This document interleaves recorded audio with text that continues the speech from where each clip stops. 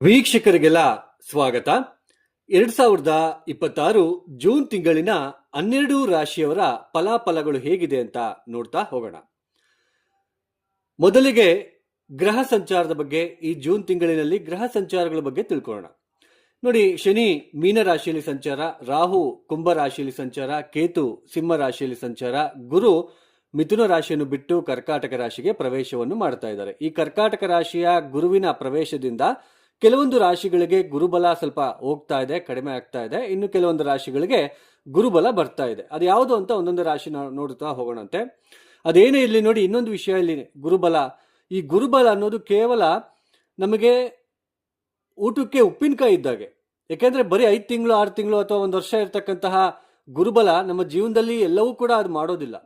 ನಮ್ಮ ಜಾತಕ ಅಂತ ಇರುತ್ತೆ. ಇದೇ ತರಹ ನಮಗೆ ಕುಂಡಲಿ ಇರುತ್ತೆ. ನವಗ್ರಹಗಳು ಕೂಡ ಎಲ್ಲೆಲ್ಲಿದ್ದಾರೆ, ಅವರು ವಕ್ರಿ ಆಗಿದಾರ, ಅವರು ಬಲಹೀನ ಸ್ಥಿತಿಯಲ್ಲಿದ್ದಾರಾ, ಅಥವಾ ಅವರು ಎಷ್ಟು ಡಿಗ್ರಿಯಲ್ಲಿದ್ದಾರೆ, ಅವರಿಗೆ ಯಾವ ಗ್ರಹಗಳ ದೃಷ್ಟಿ ಇದೆ, ಇದನ್ನೆಲ್ಲನೂ ಕೂಡ ನಮಗೆ ಅಬ್ಸರ್ವ್ ಮಾಡಬೇಕಾಗುತ್ತೆ. ಸೊ ಈ ನಮ್ಮ ವೈಯಕ್ತಿಕ ಜನ್ಮ ಜಾತಕ ರೀತ್ಯ ಗ್ರಹ ಸ್ಥಿತಿಗಳು ಚೆನ್ನಾಗಿಲ್ಲ ಅಂದ್ರೆ ಊಟ, ಅದು ಮೇನ್ ನಿಮಗೆ ಅರ್ಥ ಆಗ್ಲಿ ಅನ್ನೋದಕ್ಕೋಸ್ಕರ ಇದನ್ನ ನಾನು ಹೇಳ್ತಾ ಇದ್ದೇನೆ. ಊಟದಲ್ಲಿ ಉಪ್ಪು ಮತ್ತೆ ಖಾರ ಇಲ್ಲದೆ ಇದ್ದಾಗ ಉಪ್ಪಿನಕಾಯಿ ಹಂಚ್ಕೊಂತೀವಿ ಅಂದ್ರೆ ಜನ್ಮ ಜಾತಕ ರೀತ್ಯ ನಮಗೆ ಗ್ರಹ ಸ್ಥಿತಿ ಸರಿ ಇಲ್ಲ, ದಶಾಭುಕ್ತಿ ಸರಿ ಇಲ್ಲ. ಸೊ ಅವಾಗ ಗುರುಬಲ ಅಂತ ಬಂದಾಗ ಸ್ವಲ್ಪ ದಿನ ಕೈ ಹಿಡಿಯುತ್ತೆ ಅಂತಕ್ಕಂಥದ್ದು ಅಷ್ಟೇ. ಮೇಜರ್ ಆಗಿ ನೀವೆಲ್ಲ ರಾಶಿ ಭವಿಷ್ಯ ಅಂತಾನೆ ನೀವು ಬಹಳ ತುಂಬಾ ನಂಬಿಕೆ ಇಟ್ಕೊಂಡು ಹೋಗ್ತಾ ಇದ್ದೀರಾ. ತುಂಬಾ ಮುಖ್ಯವಾಗಿರ್ತಕ್ಕಂಥದ್ದು ಜಾತಕ ಮತ್ತೆ ಲಗ್ನ ಯಾವುದು. ಈಗ ಮೇಷರಾಶಿ ಒಬ್ಬ ವ್ಯಕ್ತಿ, ಲಗ್ನ ಯಾವುದು? ಸೇಮ್ ಕರ್ಕಾಟಕ ಲಗ್ನನ, ಸಿಂಹ ಲಗ್ನನ, ಕನ್ಯಾ ಲಗ್ನನ, ಮತ್ತೆ ತುಲಾ ಲಗ್ನನ, ವೃಶ್ಚಿಕ ಲಗ್ನನ. ಈ ಲಗ್ನಕ್ಕೆ ಯೋಗಕಾರಕಗಳು ಎಲ್ಲೆಲ್ಲಿದ್ದಾರೆ, ಯಾರು ಒಳ್ಳೆ ಮಾಡ್ತಕ್ಕಂತಹ ಗ್ರಹಗಳು, ಯಾವ ದಶಾಭುಕ್ತಿ ನಡೀತಾ ಇದೆ, ಇದು ತುಂಬಾ ಇಂಪಾರ್ಟೆಂಟು. ಹಾಗೇನೆ ಕರ್ಮ ಅಂತ ಜಾಸ್ತಿ ಇದ್ದಾಗ, ನಮ್ಮ ವೈಯಕ್ತಿಕ ಜನ್ಮ ಜಾತಕ ರೀತ್ಯ ಕರ್ಮ ಅನ್ನೋದು ಜಾಸ್ತಿ ಇದ್ದಾಗ ಅಂದ್ರೆ ಗ್ರಹ ಸ್ಥಿತಿಗಳು ಗೊತ್ತಾಗುತ್ತೆ ನಮಗೆ. ಪಂಚಮ ಸ್ಥಾನದಲ್ಲಿ ಚೆನ್ನಾಗಿಲ್ಲ ಅಂದ್ರೆ, ನವಮ ಸ್ಥಾನ ಚೆನ್ನಾಗಿಲ್ಲ ಅಂದ್ರೆ ತುಂಬಾ ನೋವು ಪಡಲೇಬೇಕು. ಅಥವಾ ಲಗ್ನಾಧಿಪತಿ ಚೆನ್ನಾಗಿಲ್ಲ ಅಂದ್ರೆ ನಾವು ಸ್ವಲ್ಪ ನೋವು ಪಡಲೇಬೇಕು. ಸೊ ಆ ತರ ಗ್ರಹ ಸ್ಥಿತಿಗಳು ಚೆನ್ನಾಗಿಲ್ಲದೆ ಇದ್ದಾಗ ಅದನ್ನ ನಾವು ಕರ್ಮ ಅಂತ ಕರಿತೀವಿ. ಆ ಕರ್ಮನ ಕಡಿಮೆ ಮಾಡ್ಕೊಳ್ಳೋದಕ್ಕೋಸ್ಕರ ನಾವೇ ಸ್ವತಃ ಪರಿಹಾರಗಳನ್ನು ಮಾಡ್ಕೋಬೇಕು. ಆ ಗ್ರಹಗಳ ಮೇನ್ ಯಾವ ಇನ್ಫ್ಲುಯೆನ್ಸ್ ತುಂಬಾ ನಡೀತಾ ಇದೆ, ಯಾವ ಇನ್ಫ್ಲುಯೆನ್ಸ್ ಅಲ್ಲಿ ನಾವು ತುಂಬಾ ನೋವು ಪಡ್ತಾ ಇದೀವಿ, ಆ ಗ್ರಹ ದಶೆಗಳಿಗೆ ತಕ್ಕಂತೆ ನಾವು ಸ್ವತಃ ಪರಿಹಾರಗಳನ್ನ ಮಾಡ್ಕೊಳ್ತಾ ಹೋಗ್ಬೇಕಾಗುತ್ತೆ. ಸೊ ಅವಾಗ ನಮಗೆ ಅದು ಗೊತ್ತಾಗ್ತಾ ಹೋಗುತ್ತೆ. ಸೊ ನಾವು ಏನೋ ಒಂದು ಎಲ್ಲೋ ಪೂಜೆ ಮಾಡಿಸಿದ್ವಿ, ಏನೋ ಮಾಡಿಸಿದ್ವಿ, ಯಾವ ಗ್ರಹ ದಶೆಗೆ ತಕ್ಕಂತೆ. ಈಗ ನಾವು ಟೈಫಾಯ್ಡ್ ಬಂದಾಗ ಟೈಫಾಯ್ಡ್ ಟ್ರೀಟ್ಮೆಂಟೇ ತಗೋಬೇಕು, ಆ ಥರ ಇರುತ್ತೆ. ನೀವೆಲ್ಲೆಲ್ಲೋ ರವಿದಶೆ ನಡೀತಾ ಇದ್ದಾಗ ನೀವು ಯಾವುದೋ ದೇವಿ ಪ್ರಾರ್ಥನೆ ಮಾಡಿದ್ರೆ ಏನಾಗುತ್ತೆ, ಅದು ಉಪಯೋಗಕ್ಕೆ ಬರಲ್ಲ. ರವಿದಶೆಗೆ ಸಂಬಂಧಪಡ್ತಕ್ಕಂಥ ಪರಿಹಾರನೇ ಮಾಡ್ಕೋಬೇಕು. ಸೊ ಇದು ಅದೇನೇ ಇರಲಿ, ಗ್ರಹ ಸ್ಥಿತಿ ನೋಡಿ, ಗುರು ಕರ್ಕಾಟಕ ರಾಶಿಗೆ ಪ್ರವೇಶ. ಈ ಕುಜ ಬಂದ್ಬಿಟ್ಟು ಈ ಜೂನ್ 21ನೇ ತಾರೀಕಿನ ತನಕ ಮೇಷರಾಶಿಯಲ್ಲಿ ಇರ್ತಾರೆ. ಅದಾದ ನಂತರ ವೃಷಭಕ್ಕೆ ಪ್ರವೇಶವನ್ನು ಮಾಡ್ತಾರೆ. ರವಿ ಕೂಡ ಜೂನ್ 15ನೇ ತಾರೀಕಿನ ತನಕ ವೃಷಭ ರಾಶಿಯಲ್ಲಿ ಇರ್ತಾರೆ. ಜೂನ್ 15ನೇ ತಾರೀಕು ಮಿಥುನ ರಾಶಿಗೆ ಬರ್ತಾರೆ.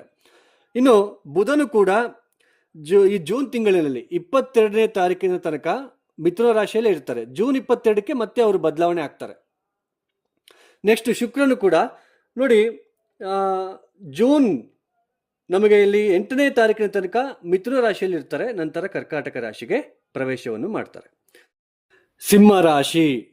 ಸಿಂಹ ರಾಶಿಗೆ ಈ ತಿಂಗಳಿನಲ್ಲಿ ನೋಡಿ, ರವಿ ಬಲ ಇದೆ, ಕುಜನ ಬಲ ಇದೆ, ಶುಕ್ರನ ಬಲ ಪೂರ್ತಿ ಇರುತ್ತೆ ಈ ತಿಂಗಳು ಪೂರ್ತಿ. ಬುಧನ ಬಲ ಇದೆ, ಆದರೆ ಗುರು ಬಲ ಇರೋದಿಲ್ಲ, ಶನಿ ಬಲ ಇರೋದಿಲ್ಲ. ಈ ಎರಡೂ ಗ್ರಹಗಳ ಬಲ ಇಲ್ಲದೆ ಇದ್ರೂ ಕೂಡ ಈ ಕುಜ, ರವಿ, ಬುಧ, ಶುಕ್ರನ ಬಲದಿಂದ ಹಣಕಾಸಿನ ವಿಚಾರದಲ್ಲಿ ಸ್ವಲ್ಪ ಪ್ರಗತಿ, ಆಕಸ್ಮಿಕ ಧನಲಾಭ, ರೆಕಾಗ್ನೈಸೇಷನ್ನು, ಹಾಗೇನೆ ಪದವಿಯಲ್ಲಿ ಇರ್ತಕ್ಕಂಥವ್ರು ಯಾರಾದರೂ ನಿಮಗೆ ಪರಿಚಯ ಆಗ್ತಕ್ಕಂಥದ್ದು, ಅವರಿಂದ ನಿಮಗೆ ಏನಾದರೂ ಒಂದು ಹೆಲ್ಪ್ ಆಗ್ತಕ್ಕಂಥದ್ದು. ಈಗ ನೀವು ಯಾವುದಾದ್ರೂ ಫ್ರೆಂಡ್ಸ್ ಇರ್ತಾರೆ, ಒಳ್ಳೆ ಅಧಿಕಾರದಲ್ಲಿ ಇರ್ತಾರೆ, ಅವರ ಒಂದು ಮತ್ತೆ ನಿಮಗೆ ಮಾತನಾಡಿಸ್ತಕ್ಕಂಥದ್ದು.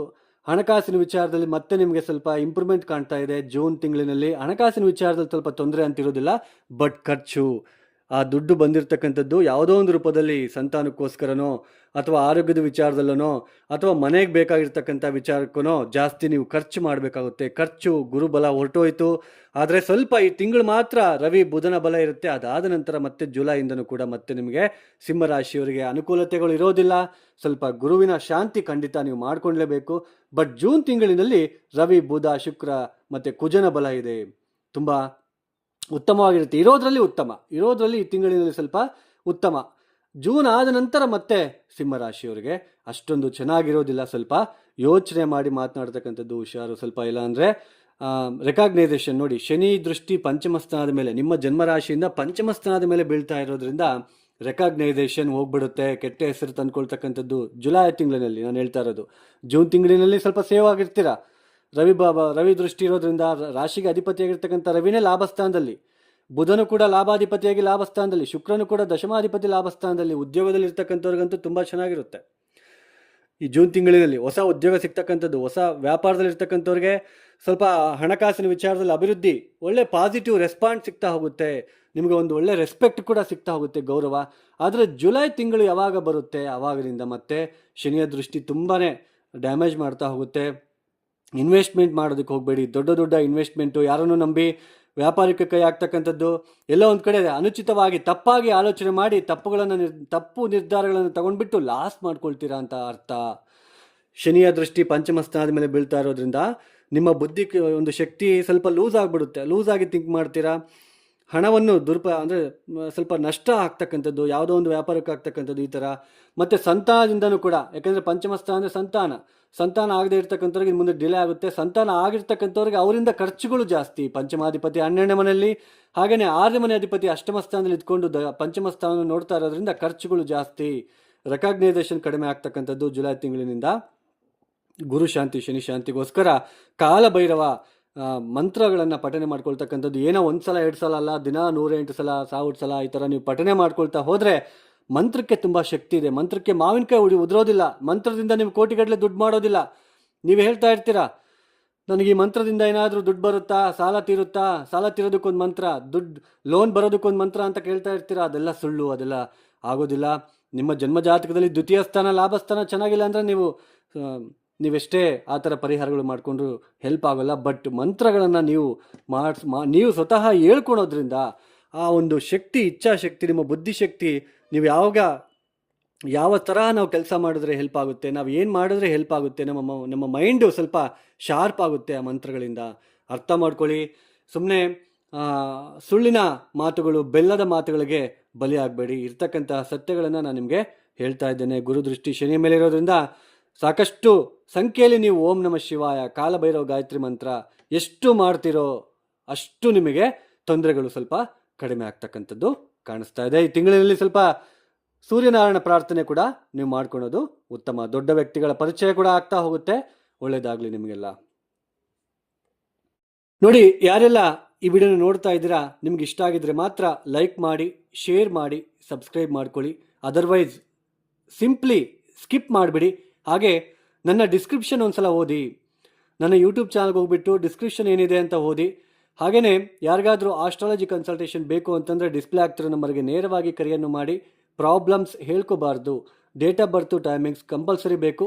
ಇದೇ ಥರ ನಿಮಗೆ ಈ ಥರ ಪರಿಸ್ಥಿತಿ ಇದೆ, ಈ ಗ್ರಹ ಸ್ಥಿತಿ ನಡೀತಾ ಇದೆ, ಈ ಗ್ರಹ ದಶ ನಡೀತಾ ಇದೆ, ಇನ್ನು ಇಷ್ಟು ದಿನ ಈ ಥರ ಇರುತ್ತೆ ಅಂತಕ್ಕಂಥದ್ದನ್ನು ವಿಚಾರವನ್ನು ನಾನು ನಿಮಗೆ ಕಂಪ್ಲೀಟಾಗಿ ತಿಳಿಸೋದಕ್ಕೆ ಪ್ರಯತ್ನ ಮಾಡ್ತೀನಿ. ಇನ್ನು ಸರ್ವೇ ಜನ ಸುಖಿನೋ ಭವಂತು. ಧನ್ಯವಾದಗಳು. ಜೈ ಶ್ರೀರಾಮ್.